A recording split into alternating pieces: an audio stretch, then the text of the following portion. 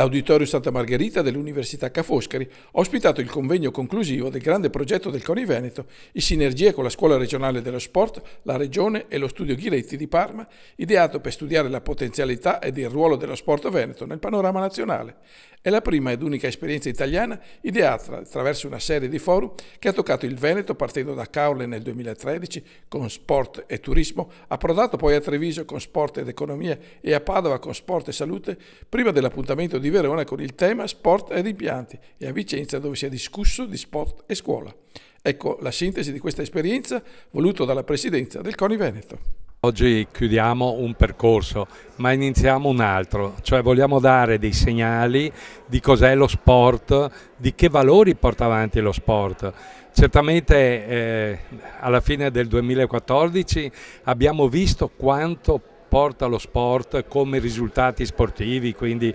Olimpiadi, campionati del mondo, grandi atleti, siamo sicuri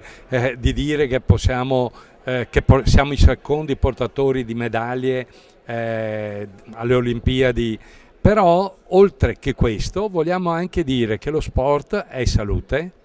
e porta benessere fisico a chi lo pratica, fa risparmiare alla sanità pubblica, porta turismo e una regione come la nostra che ha il lago, le montagne, il mare, le terme, certamente l'attività sportiva, le manifestazioni sportive portano centinaia di migliaia di turisti e di persone che oltre a fare sport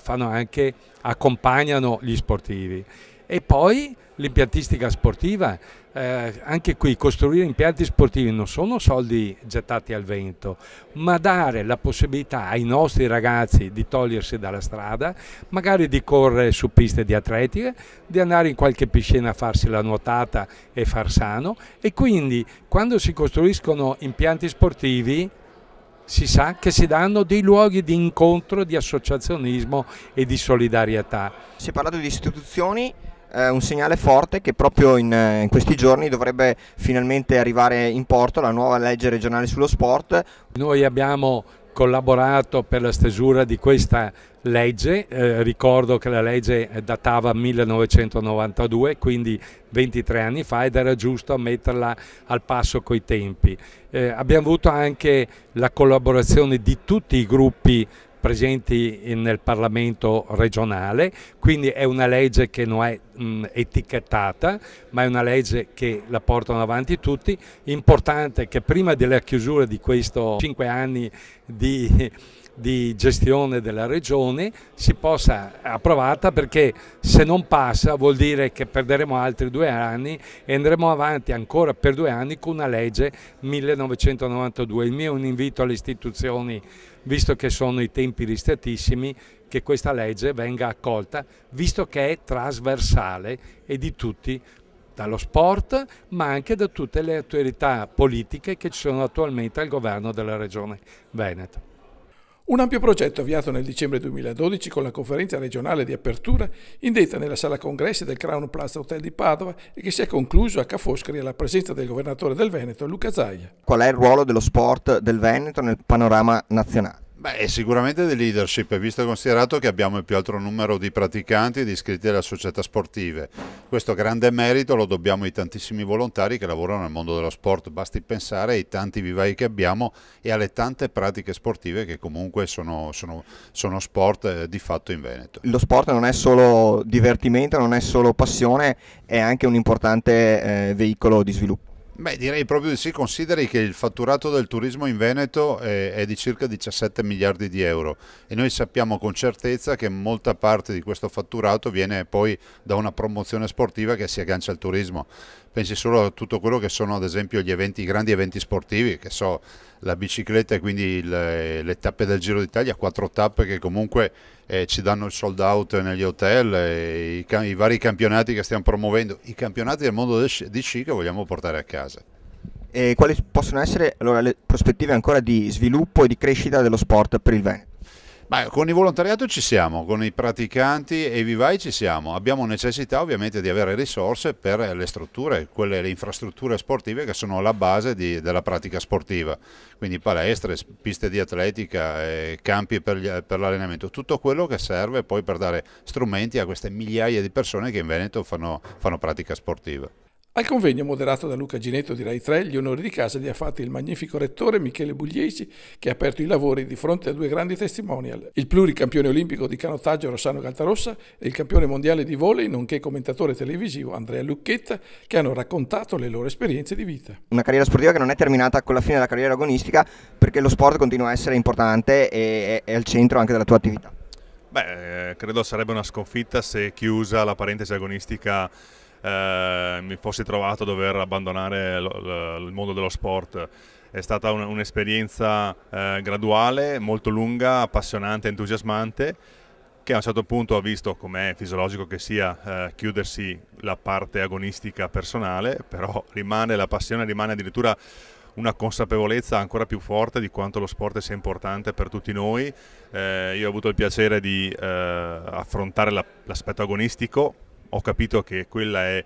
la punta di un iceberg che deve essere molto grande, non è indispensabile affrontare l'agonismo, ma è assolutamente importante cercare di trasmettere il messaggio che far sport è fondamentale per tutti. Quindi io adesso ho appeso il remi a chiodo da poco tempo, nel senso che ancora mi batte il cuore quando vedo i miei ex compagni gareggiare, però ritengo che sia fondamentale sfruttare l'esperienza maturata e comunque la consapevolezza acquisita a favore dei più giovani, ma anche delle famiglie, cioè far capire che lo sport può dar molto in termini di crescita dell'individuo e trascurando l'aspetto muscolare che a volte sembra essere preponderante nella mente di tante persone. Lo sport è sicuramente atletismo, ma è anche crescita cerebrale, quindi, e caratteriale. Credo sia molto importante per fornire alla nostra società dei cittadini modello, cittadini di Serie A. È importantissimo avere linguaggi trasversali che possono comunque colpire, no, tutte quante le tipologie di spettatore però attivo, che anche dal divano deve essere comunque in ogni caso essere attivato a vivere emozioni, vivere sensazioni che un gesto tecnico ti può sicuramente provocare, e a maggior ragione quel gesto tecnico magari ti può invogliare ad emulare. L'emulazione è importante, quindi essere proprio presente in prima persona per far capire come un gesto tecnico può essere costruito, però condito con la S di sorriso. Quindi sport che è anche salute, che è ovviamente spiritualità per quanto riguarda questa nuova società che deve condividere nuovi valori che devono essere riscritti, sempre però supportati da quello che è la nostra storia, ovviamente l'etica ci ha insegnato, con un linguaggio rivolto soprattutto a ragazzi più giovani per comprendere quali siano i percorsi su cui poter costruire se stessi in funzione di un percorso che non ti deve mai lasciare. Cambierà, perché è diverso il modello sportivo per un bambino, lo è ovviamente per un teenager, diventerà comunque ancora più importante per un ragazzo che poi diventerà adulto, perché no? Poi arrivare poi a viverlo, no? Non in maniera sedentaria nella terza età, perché l'importante poi è che ci siano questi tipi di supporti per cercare di fare in modo che tutta quanta l'involuzione societaria di una società che deve essere in grado di avere nuovi soci, di un SRL che è responsabilità limitata, ma però deve essere comunque in ogni caso un qualcosa che deve essere più equiparato probabilmente a una cooperativa, perché cooperare tutti, per cui lo sport possa essere vissuto in tutte le età, penso che sia anche una sfida bellissima da poter poi giocare tutti insieme sempre. A Venezia era presente anche Alberto Miglietta, amministratore delegato di CONI Servizi SPA, giunto da Roma per questo importante appuntamento veneto, complimentandosi per questo percorso virtuoso del CONI Veneto. Complimenti al Presidente Bardella, complimenti a questa straordinaria regione, complimenti ai nostri dirigenti e soprattutto agli atleti veneti che riescono sempre a dimostrare quanto possono rappresentare perfettamente quello che nello sport ci vorrebbe, la correttezza, l'etica, la forza di raggiungere un obiettivo partendo anche magari in alcune situazioni da una base di partenza di difficoltà, ecco. Per cui la capacità, come abbiamo sentito prima in questi interventi importantissimi, di affrontare sempre con il sorriso anche i momenti di difficoltà che sono tipici sì dello sport ma della vita, per cui lo sport educa tutti noi alla vita, educa soprattutto gli atleti, i giovani, per cui bella, una grande esperienza,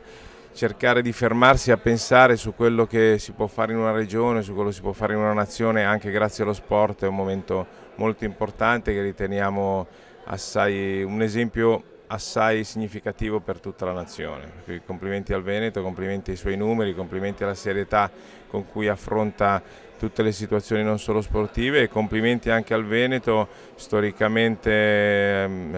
tra i leader dello sport italiano anche a livello dirigenziale, e soprattutto complimenti perché nonostante questa storicità riesce ad adeguarsi anche a quello che è il nuovo corso del